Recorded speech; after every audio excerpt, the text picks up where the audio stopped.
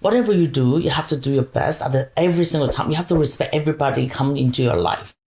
Hey everyone, welcome to the Convo Couch. Today we've got Monika too, the founder and director of Black Diamonds Property Concierge.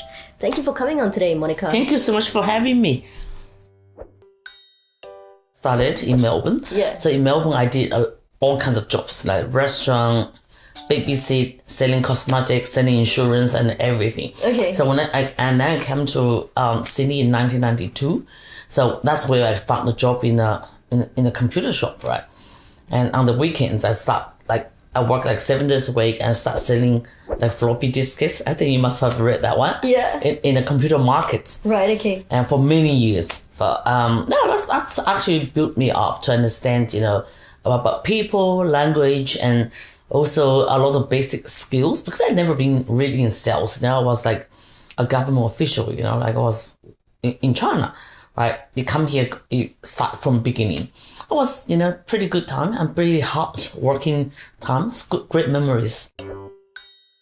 Did sales was something that came naturally to you as well, or? I think sales is probably comes natural to everybody. Okay. Really, like if you look at doctors, accountant, and everybody is sales, right? Okay. So you have to actually tell people what you're good at. That's a selling skill. So I never knew in China, I could sell.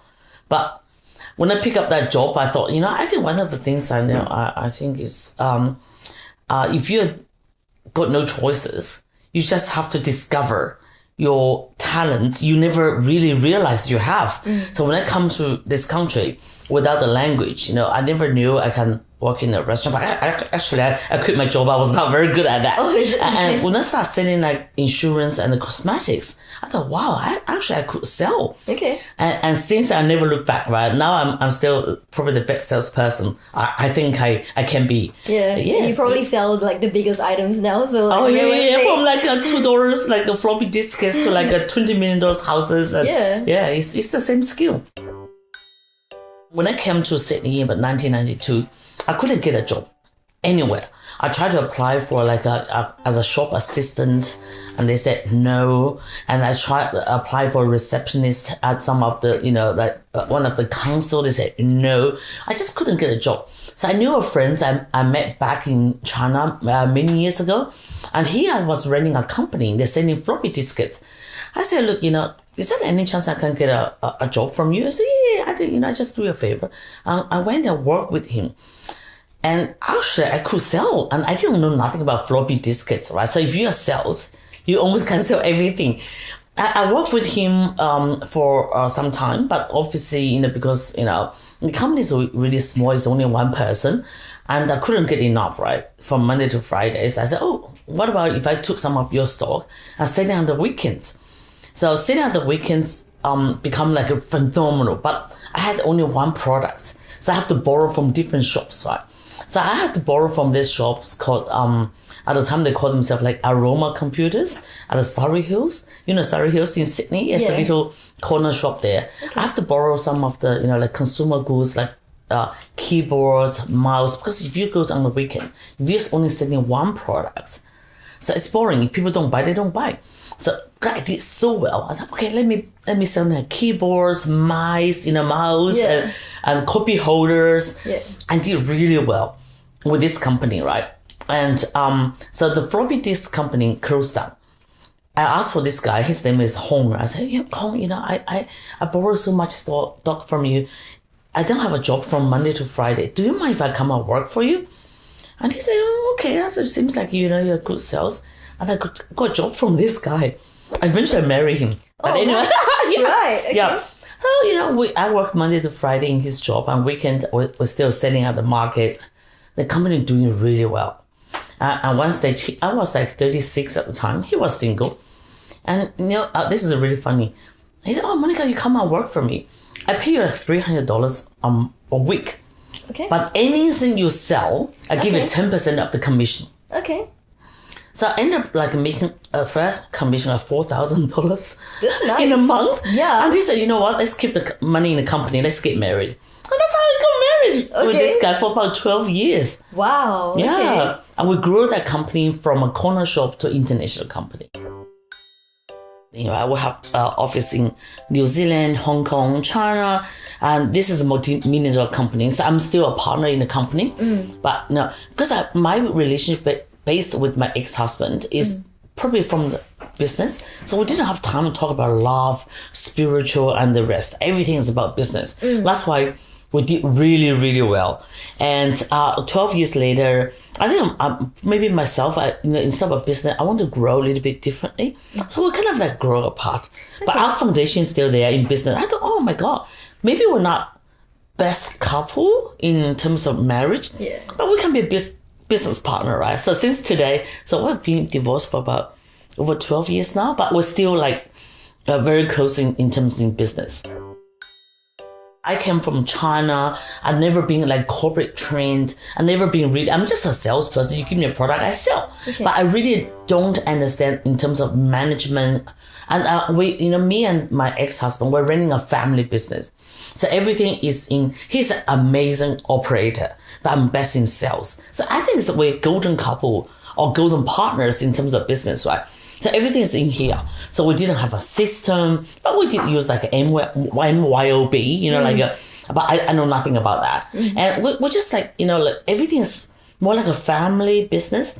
But when the business is getting very big, so you have to learn, you always have to learn. You never like stay where you are because of course at the time we work so hard and we're cash very positive. So we're off, but I never stop.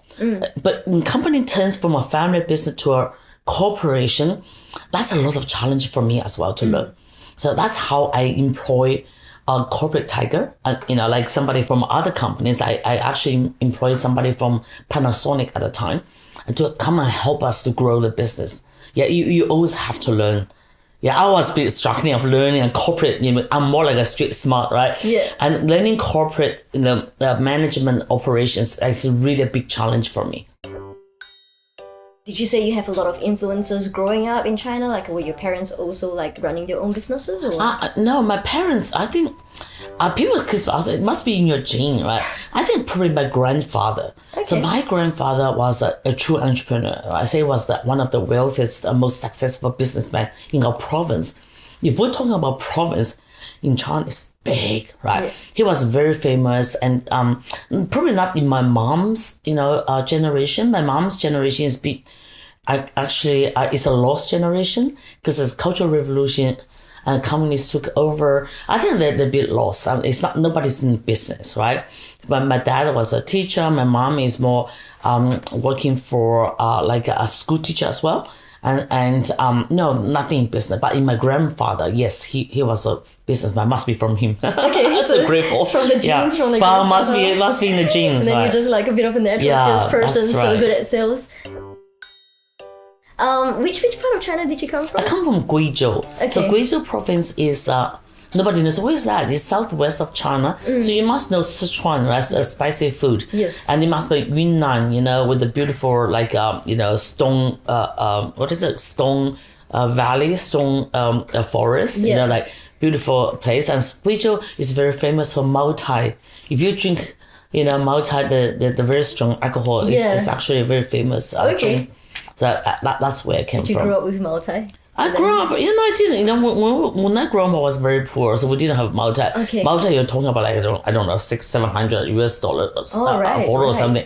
But yeah, I have a bit of taste of Maotai, Okay. Do you like it? Is it strong or? I wouldn't say I like it, but I don't mind. Yeah, it's a pride of my province. So I didn't really like alcohol drink, but I love it, right? Because it's just a pride of my province. Yeah. Okay. Alright, and obviously now you've got Black Diamonds property, which it catering to like the luxury market and especially like Chinese clients. So you've obviously grown this company quite well as well. So you've grown the first company really well. You've grown the second company really well. Yeah, extremely well. So what worked really well for you and what didn't along the way? I think I learned so much from my the last business, right? Also, it's my current business. It's called Laser Corporation. So I actually in 2007. So because of my marriage, different directions, but I still maintain, just go back once or twice a year, just look at what's happening there. But I didn't like that corporate environment anymore because I'm more like so I know everybody, how many times you married, so do you need a dishwasher in your house, or can I buy you something, because your babies have a birthday. But when you have a corporate, you check with so many people, right? You lost a bit of contact with people. But again, if the company has to grow, you has to go in that direction. So in 2007, my marriage is gone, but I know the company is a good hand with my ex-husband. So I had my personal assistant now for 23 years now. I give her some share of the company. I also give some share of the people. Remember I mentioned I employ from Panasonic, 10% of my company share. So I kind of like let your guys run the business. I step back. And I spent about 2 years in retirement, lots of shoppings, travelings and stuff like that. But I just think, I'm born with a purpose. It's not just like shopping and having fun. I really think I can do something like valuable, right? At the end of 2007, so we divorced, and I was pretty much by myself looking after my daughter. I lost a lot of kilos, right? So I met my new husband. So he had a passion for real estate. So okay, let's start a new business.